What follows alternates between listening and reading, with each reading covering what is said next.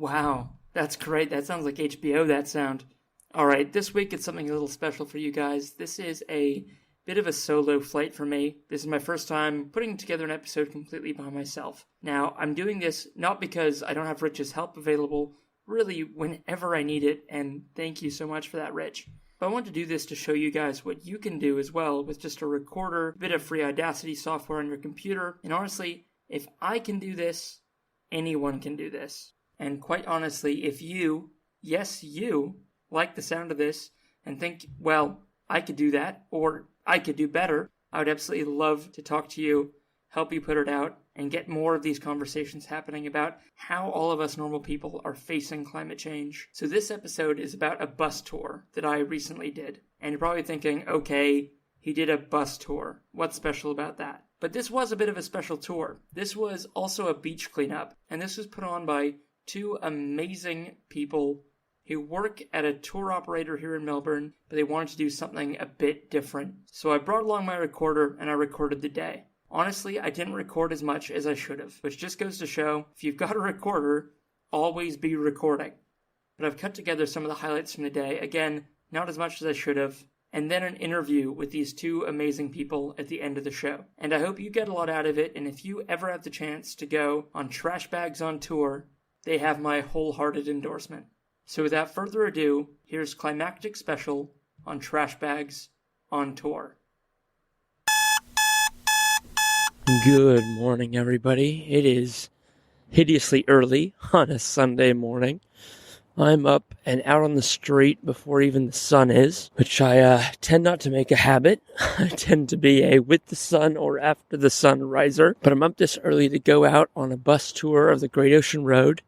That's also a beach cleanup. So I've never gone out and done a beach clean before. Now, I've been out with people who, will be conscientious and pick up a bit of rubbish on the beach. Honestly, that wasn't me who instigated that. Never has been before.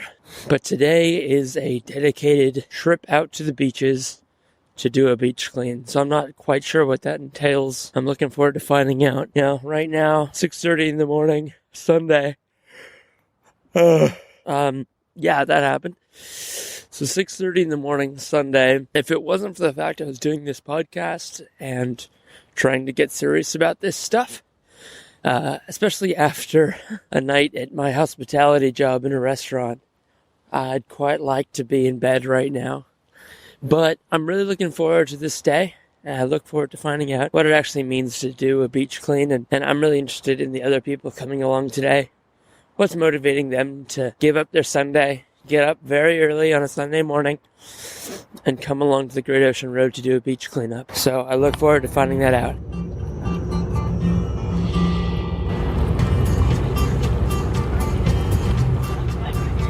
Really been effortless. So from the support of Autopia Tours, it feels there's been a lot that's gone into it, but it's been effortless from our side. But yeah, really just a massive thanks to everybody for seeing that this is a really worthy cause of moving forward, as Mel said, in tourism, but also for the future generations to come. This is a really massive thing, so thank you so much.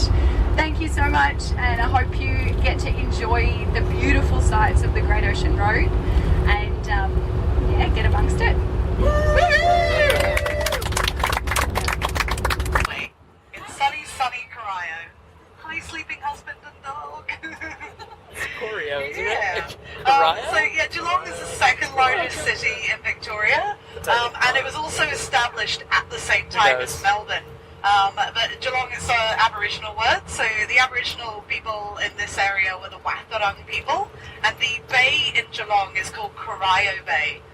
So that's sort of why there were more people inhabiting this area. Yeah, Geelong and Melbourne established by Europeans in the same year, 1835, by a man called John Batman. So John Batman was also very integral in setting up Melbourne. So Melbourne, so I've heard, was almost called Batmania, which would be so rad. But no, they didn't go with Batmania, they went with Melbourne.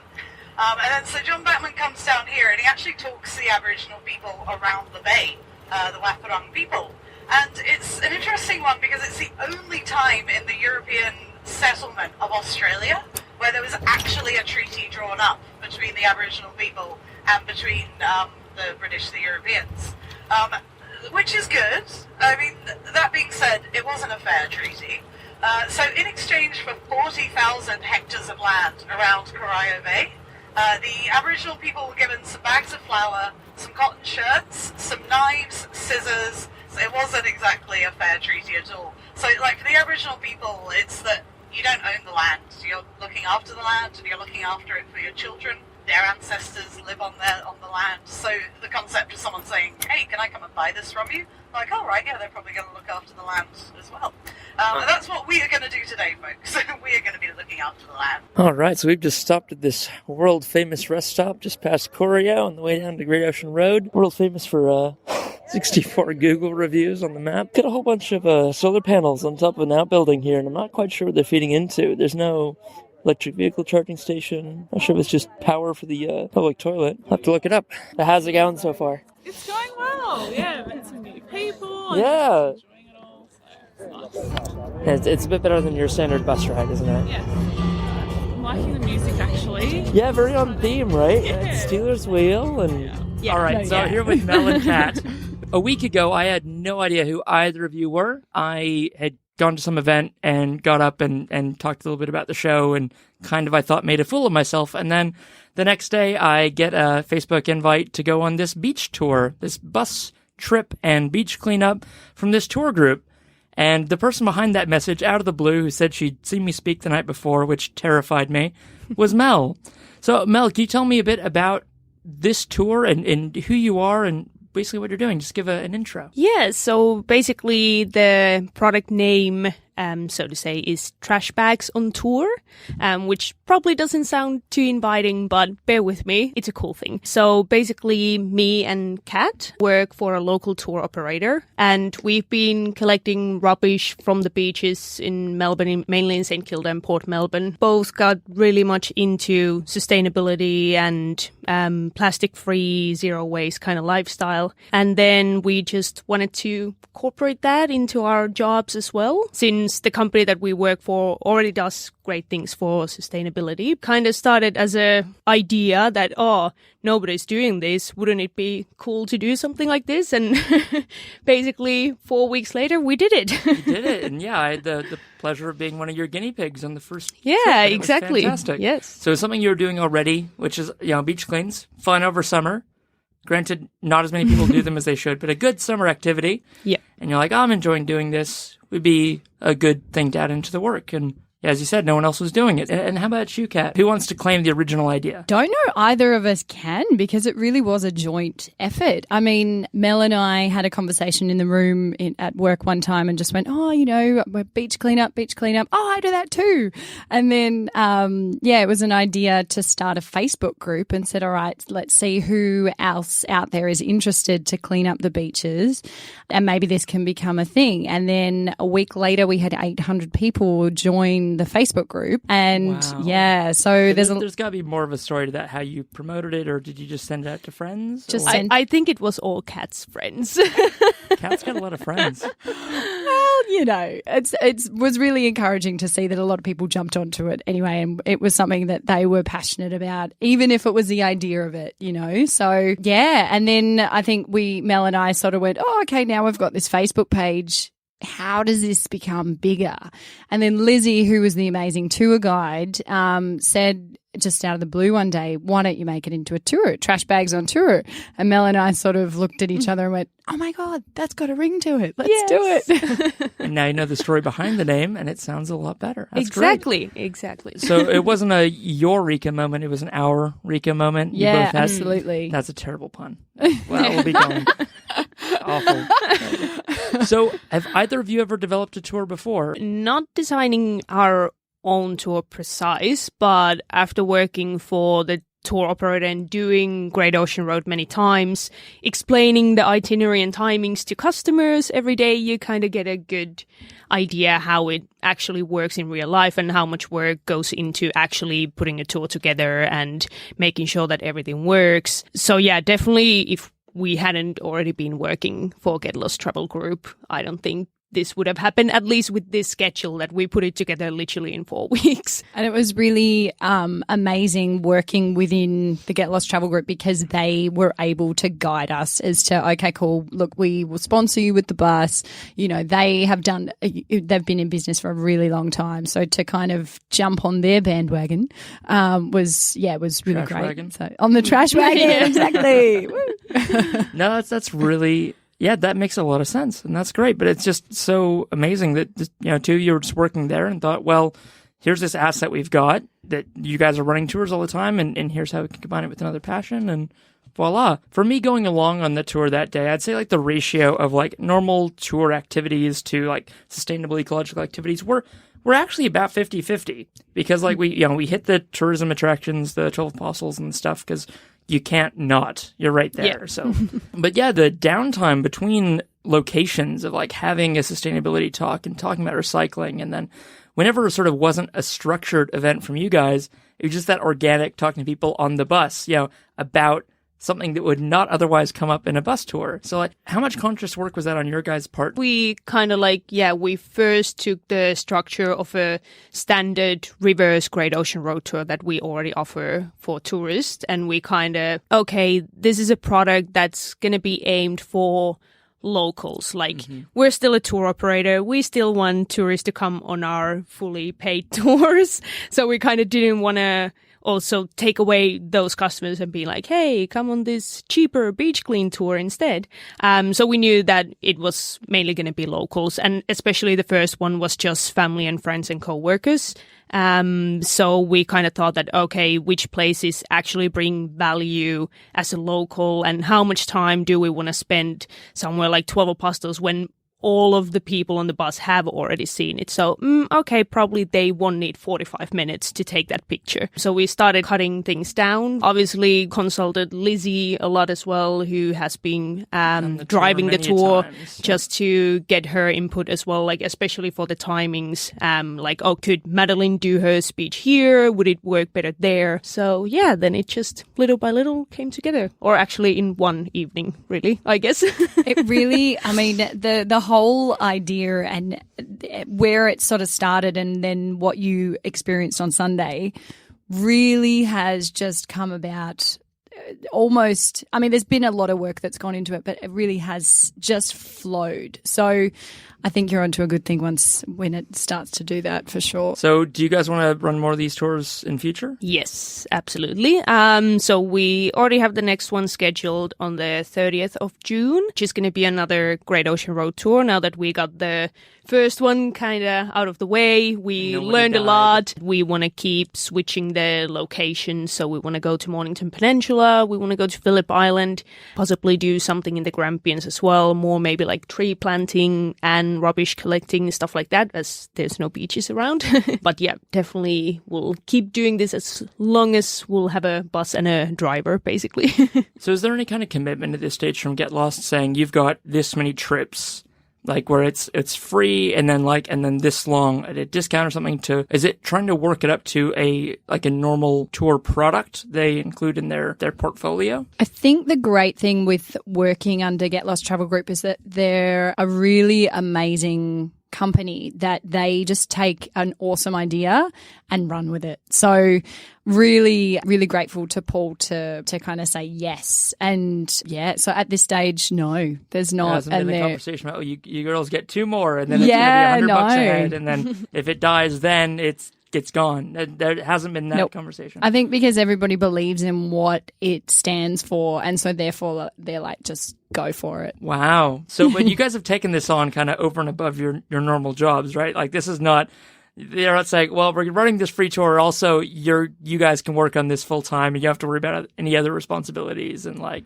you're doing this kind of in a bit of free time and marginal time, putting together these tours. Is that sustainable for you? You know, if you do these monthly for, say, a year, are you going to be burnt out at the end of the year from doing this? The hardest part of it is probably putting the actual program together. So once that's done and we've got the sort of the foundation for it, I think that it will kind of, in a way, there'll obviously still be time and hours that we need to put into it, but it's something that Mel and I are really passionate about. So at this stage, it definitely is. It's, you know, I can't see myself getting burnt out with it. So how did you both come to your kind of sense of environmental responsibility? Where does that come from in you? Why did you start doing beach cleanups? I think mine probably is slightly different to Mel's. I've worked in tourism, travel and events for the past 10 years. So working around, especially the events industry, there is so much food, there is so much merchandise, there is so much that goes into an event, and unfortunately there is so much waste at the end of those. So, you know, a year after year seeing that and going,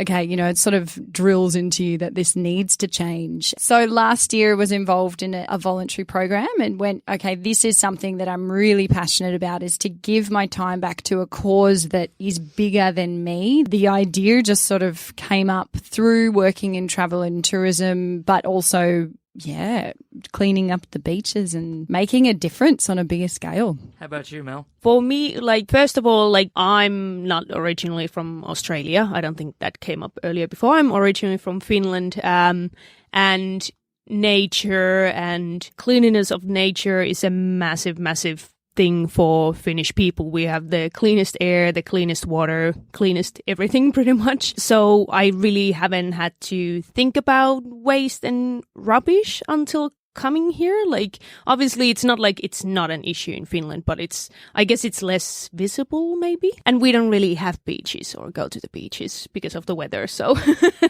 I haven't had to do beach cleans before. Is that why Finnish people, or like just Scandinavian people, when they get to Australia, are just obsessed with the beach? Yeah, there all the like time? We just need sun because we're deprived from it for most of the year back deficient. home. Yeah. Exactly.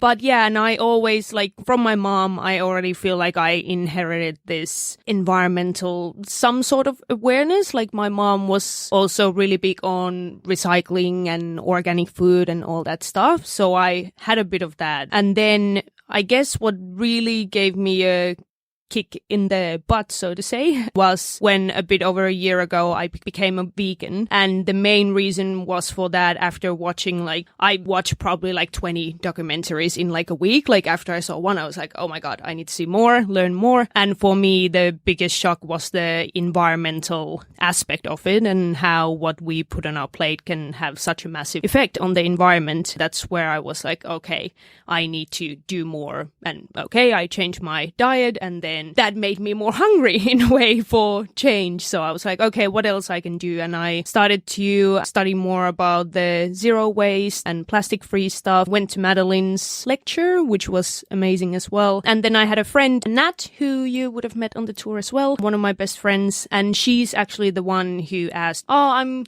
going to St. Kilda. I'm going to go collect some rubbish. Do you then want to go and grab a coffee? And I was like, I could actually come with you to the beach. I'll do that. Even though, as a Finnish person, I like to go to the beach during the summer, I never even going to the beach here, you don't really see the rubbish. Like, you really have to look to see it. If you just go there, lay down your towel, close your eyes and leave, you're not going to notice it. Yeah, if I told you that was a polluted beach or a beach covered with rubbish, you wouldn't believe me. Yeah. Exactly. We then went kind of like not the most touristy part of St. Kilda Beach. When you go a bit to the right, so to say, that's the part that doesn't get cleaned every day. Quick aside on that, there are tractor units pulling giant rakes. Exactly. Which, say you've got a chip packet there. Yeah. The rake runs over it, it cuts it into many smaller pieces, or it digs it down further into the sand. Exactly. And then after a big storm, it all gets surfaced and taken out. So it looks nice. It looks in the morning fantastic. When it's done. It looks like there's nothing there. It's the same as my kitty litter box. I can rake it just right so it looks pristine, and it's not. Exactly. So yeah, the reality is quite different when you go off the most touristy part. And yeah, I was just shocked. We walked maybe 100 meters, less than a half an hour of picking, and we filled like massive plastic bag. A real wake-up this can't be happening like all the time, and isn't anyone else doing it, and why not, and why don't we know that the situation is this bad? There's so many things plastered all over the news that have no real value, and then there's these things that get overlooked. It was really exciting when Kat started working for us, and she had the similar mindset. I was like, oh, thank God. We started talking about this stuff, like she was just 110% in.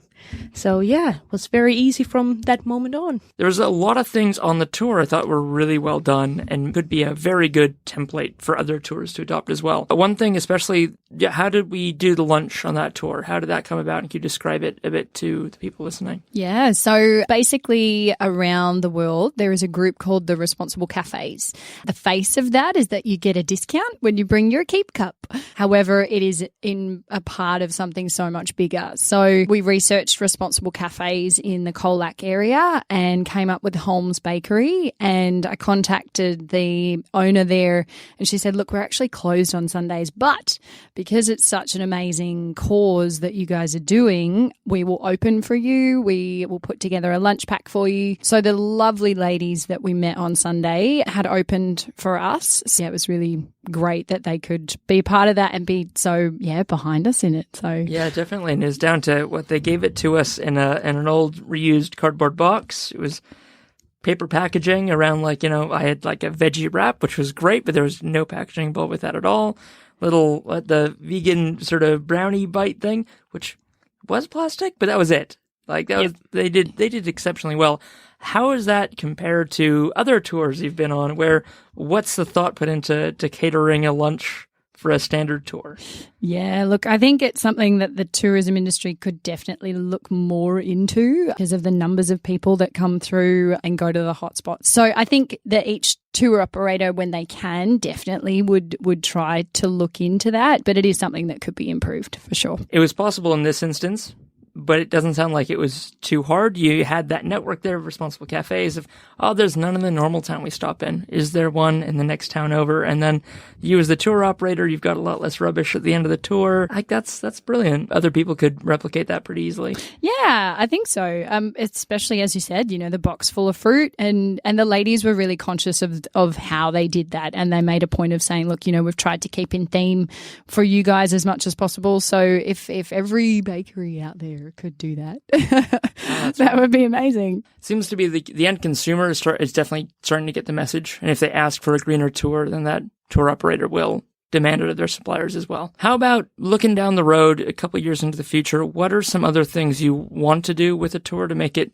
greener, more sustainable, that aren't there yet, but you're hopeful for? Like the obvious one for me, and it was like our lovely driver and guide at some point was like, I need to get some more diesel. I need to get some more bus juice. And I was like, I don't want to be on a diesel bus though. Like, it's the first time I've been on a diesel bus in months, and like, I don't want to go to beautiful scenic areas and emit like nitrous oxide into that. So I'm not sure if it's anywhere close on the horizon for tour operators to start using EVs. I know the infrastructure is not there, but like, what are some other kind of low-hanging fruit things that you would have wanted to include in a tour like this that may be closer than we think? Well, something that, for example, Autopia Tours is already doing, we're working together with Green Fleet. So basically, the customers have an option when they book our tour online. There's a small tab in the end that says donate $2 for Green Fleet, and that basically balances the emissions done by the tour. And obviously not everyone does it, but I think we've gotten more and more people doing it, which is awesome. And basically we as a tour operator do have an agreement then that by the end of each year we do offset all the carbon emissions that we've been doing that year, so we will donate the rest that the customers have not themselves chosen to do. So yeah, that's something that we're doing, and I would say that if we can do it, any tour operator really good and should. 100%. That I had no idea about that. I feel much better about it, which is literally, it's a little bit of virtue signaling, but I'm like, I just didn't want to be on a bus because I wouldn't be in other things I do. That'd be really good to be communicated, I guess. Like, it would make me feel like that momentary trepidation of like, oh no, like even by getting out and doing a beach clean and stuff, I am contributing. Like, I am doing something wrong here. So that makes me feel really good, actually. Yeah, so that's something that we'll definitely mention next time on the tour. That you. people don't have to worry about it. Live survey feedback here. Yeah, exactly. What did we think about the state of the beach where we did the beach cleanup? What were your thoughts on that kind of segment of the tour? I think it was probably a bit of a shock initially to a lot of people because, like we mentioned before, it looked at first glance probably pretty clean. And then it's not until you do go into the depths of the side of the road. Yeah, out on the road like we were. Yeah, that you really find, that what we were joking about the other day is like gold and treasure, if you found a bit of rubbish. But, we had a can that we found that was the use by date 2007. It just goes to show that there is rubbish out there, even if it looks like it's, if it is pretty clean, just look a little harder, look a little deeper. That's right. But don't look too close, otherwise you might find some creepy crawlies. Yes, and Kat might get a heart attack. So we collected all the rubbish we'd done on that beach cleanup day, and we put them in the back of this trailer, and you guys are going to sort them and properly recycle them correctly through, the appropriate source separation. Because as we learned, we do have hard plastics, we got soft plastics, and a lot more than we think can be recycled. So, of course, in the process of sorting through that rubbish, you might find things you don't expect, especially coming from a beach. And what did we find? Found a scorpion living. A live one, yes. Crawling towards me in a very big hurry. Very far from his home. He had to get back for dinner. He was very late. Look, he was probably loving it. I've just come on an adventure. Scorpions on tour. But we also found a red huntsman, which Mel found. And again, if I had a big heart attack, so did she. Yeah, I think I jumped a few meters back and gave a bit of a scream. I don't think we were expecting to find anything living amongst the rubbish. So it literally just came out of nowhere. So next time we're hoping to get a bit more squeezed out of Peter and just what they do at the Great Ocean Road Coastal Committee, what kind of work they do and so on, so that we learn as well as tour operators, hoping to find new communities and committees like this to work with in the other areas of Victoria. That's a fantastic aspect of it. You're kind of doing tour groups to visit community groups around your own city. You feel like you don't do the touristy stuff in your own city because I can't be a tourist, I live here. But there's so many groups, especially in a city the size of Melbourne, you have no idea what they're doing and the amazing stuff until you go out and see them. And what better way than someone else has organized it for you, and you got an itinerary and you got a way to get there. And the idea of local community group tourism is actually, I think it's kind of a brand new sector. Yeah, you might have happened into it quite well. I'm in for the next ones. It's actually also quite ironic this year, whether or not there's a change in the air, I don't know, but some other tour operators are also starting to do more with environmentally friendly tours as well. So yeah, a really massive group out there have started the same thing, and there was no conversation had whatsoever. So really great to see that people are starting to get onto the same wavelength as well. Spontaneous invention. Yeah. A bit of a shout out to Rogue Wave Brewery as well. They're based in Aries Inlet. They're very much linked in with Sea Shepherd, and quite fascinating really. Here we are, us city folk, and we go down to these little local communities and they're already all over it. We can learn. Yeah, exactly. We can learn from them. So we went down to that beach and we did the beach cleanup there, and I noticed that the bags we were using were recycled plastic themselves, and they were kind of like a feed bag you'd put chicken feed in, and it had this logo on it, Tangaroa Blue. And I say it very badly, but from growing up in New Zealand, I should be able to say Tangaroa better, which is the motor out of the sea. So I was like, well, what's this about? So where was the plastic we were putting in these bags going, and what was Tangaroa Blue's involvement with that? The bags and the rubbish that will be sorted, taking them back into the reservations office to sort everything, to count everything. And Tangaroa Blue, please. You said it better than me. Oh, I just learnt from you, actually. They have an amazing database that is nationwide. We contacted them very early on in the piece, and they said, look, fantastic. We actually don't have a lot of data collection from that particular beach site. So they're really appreciative that we can actually contribute to that as well. Brilliant. Thank you both so much for your time. Thank you. for having us on here. I listened to your podcast this morning and learnt some new things about circular economy, and I thought, how about a circular mindset? Yeah, so I was really grateful to you. I think I've got that. That's why I make the same mistakes over and over again. See, that circular mindset.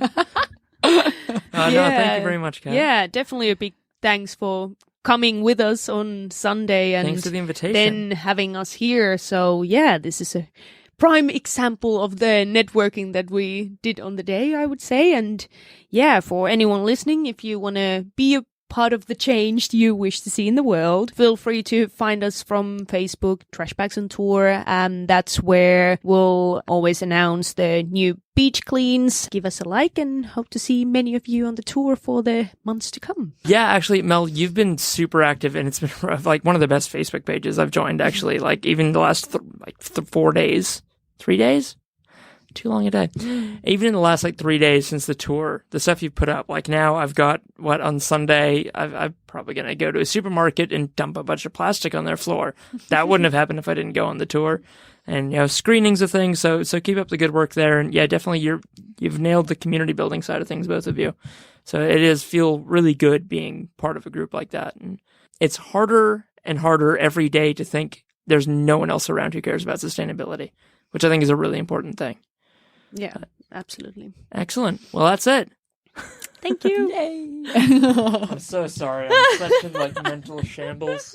No, that was good. good. That was interesting. Thank God for editing, though. you wouldn't have think from the end product that I was this incoherent. I'm like, yeah, so that was good. Like, awesome. Okay. That's what I have to say about that.